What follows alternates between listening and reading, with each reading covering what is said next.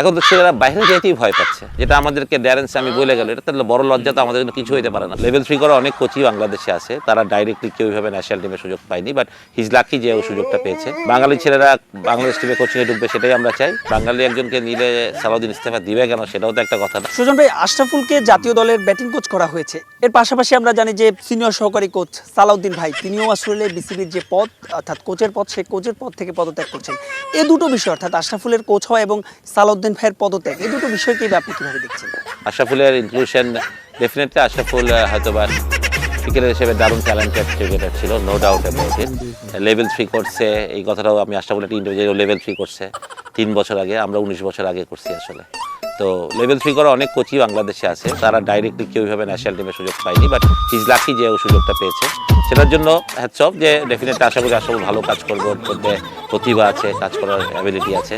তো আশা করবো, কিন্তু সালাউদ্দিন কেন ইস্তেফা দিল এই রিজনটা আমার একদমই জানা নেই।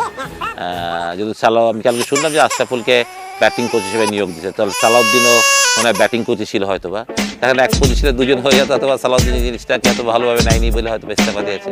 আমি জানি না রিজনটা, হ্যাঁ সিনিয়র, আমি জানি না কেন ইস্তেফা দিলেন। একজনকে বাঙালি একজনকে নিলে সালাউদ্দিন ইস্তেফা দিবে কেন, সেটাও তো একটা কথা না।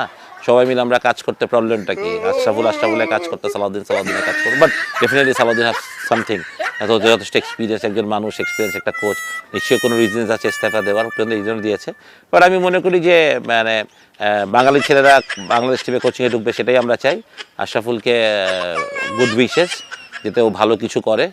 বাট আমার মনে হয় যে এরকম লেভেল 3 করা কোচ অনেকেই আছে, তাদেরকেও চিন্তা করা উচিত বিসিবির, যে আশরাফুলের নেম অ্যান্ড ফেমের প্রতি চলে গেলাম আমরা, বাট আরও যারা coaching is not about name and fame, coaching is all about experience না। অবশ্যই তার ওর যে নলেজ কম তা না, ইজ ভেরি ক্রিকেটার হিসেবে ইজ ভেরি এক্সপিরিয়েন্স। কোচিং হিসেবে হয়তো বা মাত্র কোচিং শুরু করেছে Ashraful, but I wish him all the best. মানে এটা রকেট সায়েন্স না যে ও পারবে না, আই থিঙ্ক ও পারবে, ভালো কিছু করবে, সেটাও হবে। কিছু বলার নেই, কেউ যদি উঠতে চায় তাকে নিচে নামা, কিভাবে নিচে নামাবে আসলে সেই থিঙ্কিংটা বাংলাদেশ প্লেয়াররা খুবই ভালো জানে।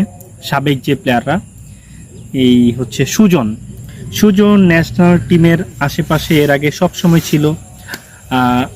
এর আগে যে সভাপতি ছিল পাপন সাহেব, তার খুব কাছের মানুষ সুজন ছিল। সুজন ক্রিকেট বোর্ডে একজন প্রভাবশালী একজন লোক হিসেবে ছিল। এখন আশরাফুল এখানে কোচিংয়ের সুযোগ পাওয়াতে সুজন ভাইয়ের মনে একটু শরীর জ্বলছে বেশি। কেন বলছে এই কথা? সে বলছে লেভেল 3 করা কোচ আমি আর 19 বছর আগে, আর আশরাফুলের মতো অনেক কোচ আছে বাংলাদেশে লেভেল 3 করা, তারা সুযোগ পাচ্ছে না, তাদের সুযোগ দেওয়া উচিত। আশরাফুলের প্লেয়ার হিসেবে আশরাফুল বলেই সেটা ন্যাশনাল টিমে সুযোগ পেল, এটা কোনো কথা হতে পারে ভাই? তো যে অন্য কোচ, অন্যদের সুযোগ দেওয়া হয়েছে, টিমের জন্য কি করছেন ভাই আপনারা? এত বোর্ডে এত বড় বড় কর্মকর্তাদের সাথে আপনারা উঠা বসা ছিল, বোর্ডের বিভিন্ন কাজে দায়িত্বে ছিলেন, আপনারা তখন কি করলেন? এই ক্রিকেটের জন্য আপনি কি করলেন?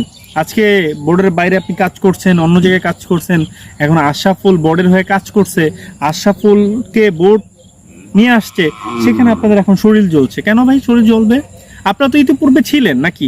এখন যে মাশরাফি আসে কাজ করতে, আপনাদের তাও শরীর জ্বলবে। আশরাফুল যখন হচ্ছে নিষিদ্ধ হইলো, তো আপনারা মানে পারতেন না যে আশরাফুলের সাইডে এসে একটু দাঁড়াইতে? আপনারা তখন তো আশরাফুলের পাশে এসে দাঁড়ান নাই। এখন আশরাফুল ভালো কিছু করছে, আশরাফুলের কাছে তাও দাঁড়াবেন না আপনারা? আপনাদের আসলে লজ্জা থাকা উচিত ভাই, লজ্জা থাকা উচিত।